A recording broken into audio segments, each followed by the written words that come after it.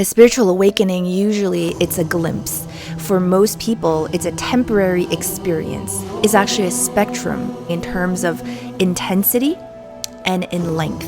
You don't really control how long it lasts and how deeply it can be felt. Even if you're doing a practice to awaken, the feeling that comes through is actually quite spontaneous. It feels accidental. A spiritual awakening is not necessarily this extraordinary, vibrant, extrasensory sort of experience. You're coming back to the source of who you are. And your source is connected to source, to this higher consciousness, right? It's going to feel very natural because it's the most natural part of you. It is your true nature. Once you're able to identify it, it's a great place to start contemplating. It truly is through contemplation that you can get a deeper sense of who you really are. You might have already had a spiritual awakening and you might not even know it.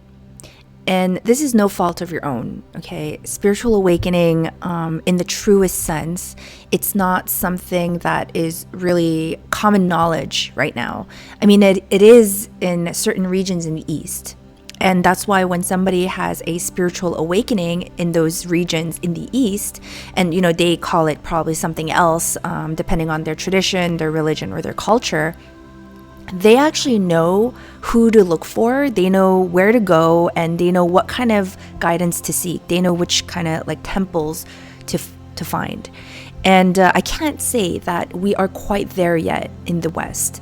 I mean, the subject of spirituality and spiritual awakening is growing, but there's also a lot of misleading tendencies. As a subject becomes popular, it's easy to make it into a trend. So the kind of spiritual awakening that I'm specifically talking about in this video is the one where you are returning to your true self. And the true self with a capital S that is beyond your human form and your name and your ego. It's this essence, this ever-present, undeniable essence that is a part of you. And that's why I want to really talk about the actual human experience of having a spiritual awakening. This might be something that's not so talked about, but this is really something I do want to talk about, because I think being able to identify the true signs and symptoms of a spiritual awakening can be really helpful. Because once you're able to identify it, it's a great place to start contemplating and to have more inner reflection from that place of recognition and to deepen your self-inquiry practice. Having said that, I think one of the most important things that I'm trying to convey here in this message is that you might not be aware that you already had a spiritual awakening, because a spiritual awakening, in terms of the human experience of having that phenomenon occur to them, is actually a spectrum. And it is a spectrum in many ways, but the best way that I was able to come up with it in terms of measurement, if you will, is you can actually measure the initial spiritual awakening in terms of intensity and in length. And so somebody could have a very short spiritual awakening, but that was highly intense. Or somebody could have had one that was longer, but gradual in intensity. So it really depends per individual. There is no right or wrong. It is so different for so many people. And a lot of the times, many people, and I'm even gonna go in as far as to say most people, probably already had a spiritual awakening in a very mild form, because it was short and low in intensity, and they just kind of overlooked it. Because the truth is, a spiritual awakening feels really natural, and because it's the most natural part of you. It is your true nature. You're coming back closer and closer to your deepest essence, the I am, the being, the true self, the higher self, if you will. And The truth is, the closer you come back to this essence of yours, the more it feels like peace and bliss and joy. And so these are some of the feelings that emanate from your higher self through your humanness. And so the experience of the human level is felt through these feelings of peace, joy, and bliss. A spiritual awakening, usually it's a glimpse. For most people, it's a temporary experience, right? And this is what you might call non-abiding. It is the state where you had a peek through the window, through the crack of your ego. Enlightenment, it means somebody who is further along the awakened path. It is the awakened state that is permanent. And that's always there in the background, and it can be really felt through the person. So the great teachers are some of the beings who are enlightened. And so to come back to the actual human experience of a spiritual awakening is that you don't really control how long it lasts and how deeply it can be felt. And usually it's spontaneous. Even if you're doing a practice to awaken, the feeling that comes through is actually quite spontaneous. It feels accidental. And it's just like a moment of sudden deep peace that arises. And when you're at peace with yourself, within yourself, you're at peace with everything else. And when you're at peace with everything else, that is unconditional love, because now there are no conditions attached to how you want things to be or somebody to be. You're at peace with everything that is just as it is. Your peace is emanating outside of you. And so that would be the accurate definition of unconditional love. It is not an emotional love in terms of affection and attachment. That's the very human, emotional definition of love. This kind of unconditional love is one that emanates from the heart, from your essence. And the way that comes through is usually feelings that promote unity. And that would be feelings of peace and gratitude and joy and bliss and all of the ones that I just mentioned. A spiritual awakening is not necessarily this extraordinary, vibrant, extrasensory sort of experience in a very out-of-body kind of way. On the contrary, it's actually something that feels ever so natural. It kind of feels like coming back home almost. You're coming back to the source of who you are. And your source is connected to source, to this higher consciousness, right?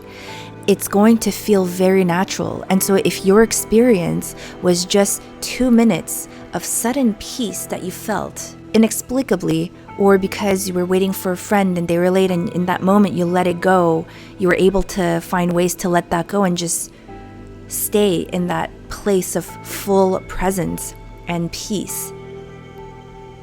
And it never felt so good. Or maybe you had something that disrupted your reality, like an accident or in your death experience, or getting to the very edge of some kind of miserable state. Sometimes those catalysts can crack open the ego in a small way for your essence to come through. And, in some of the more rare cases where a spiritual awakening lasts a little longer and a little more heightened in intensity, there is a certain level of intensity where you don't have a choice but to recognize this higher reality, and that you're operating from this deeper sense where you come in real connection with this essence of yours, this beingness. That's sort of what I would call like a spiritual breakthrough, because from that moment on, because the contrast is too stark between your new reality that you're experiencing from your being and then the lower reality that you were experiencing from your ego, that it can only make you wonder more and more what that was once you're out of that state, because it was a glimpse. And so it's going to make you want to come back to that state. You'll go, whatever that was, and that's where I need to go back from, because that is what feels best. That's really what it feels like. It just, there is no feeling that beats peace. No other feeling. It's better than any coffee you've ever drank, any food you've ever eaten, any person you've fallen in love with. Peace is, I think, an overused, it's sort of like a watered down term now, inner peace. But when you actually feel that inner peace blossoming within you, there is no other thing in this world that beats that feeling. The importance of being able to recognize your own spiritual awakening, whether it was so mild and subtle or whether it was very long and powerful, it doesn't really matter, because it truly is through contemplation that you can get a deeper sense of who you really are. Eckhart Tolle's spiritual awakening experience, the way that he describes it, was that it was very long. It almost lasted for 2 years, and it was very intense. And after the 2-year mark, he described it as something that was just kind of subsided into the background, but that was always ever so present. And the catalyst of his spiritual awakening was a disruption of reality. He had gotten to the edge of self-loathing and depression, to the point where he had reached the depth of his own misery. And he told himself, I can't live with myself anymore. And then that rose the question within him, who is the I that can't live with the self anymore? It seems like there's two of me. And just through that one question that he asked himself, it created a disruption in his reality, a crack through the ego, and he describes it as being sucked into this void. And then the next morning when he woke up, he was in this mesmerized sort of state of this new heightened reality that was emanating from just pure peace. And so obviously, this is a very exceptional story. And now he's a very popular spiritual teacher who teaches about non-duality in his own way, and that's affected millions of people. But on the other hand, I have friends who actually aren't even really into the whole spiritual thing at all. And they would describe to me this moment where they just all of a sudden felt this deep peace arise from them for 2 minutes.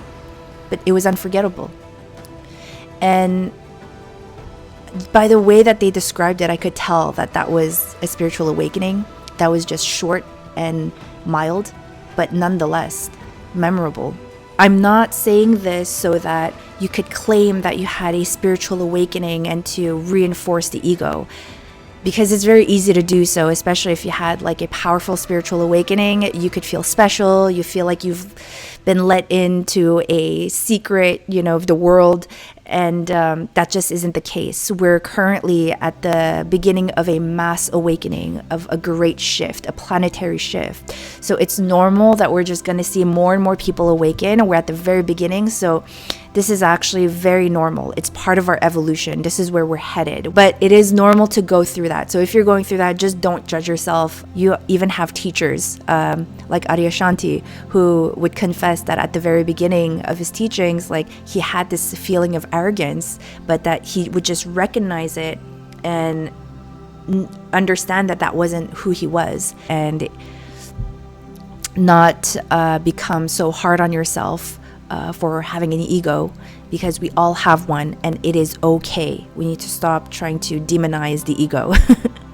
So having said that, let me know about your experience, how that was like, how long did it last, and what was the intensity of it, or just in your own way. Thank you. I hope this helps. Bye.